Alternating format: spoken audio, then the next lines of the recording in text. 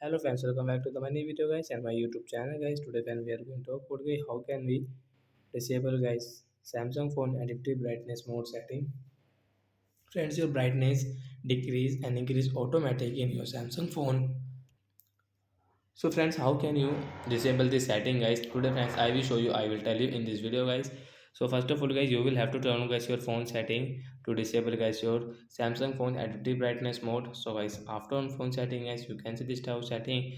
So guys, brightness setting guys, we will click on brightness setting.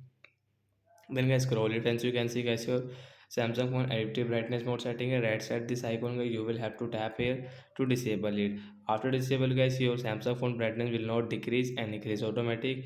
You will have to customize it according to yourself guys. You can set your brightness level according to yourself. So like that guys, we can disable guys our adaptive brightness mode in Samsung mobile. So bye bye friends, thanks for watching the video.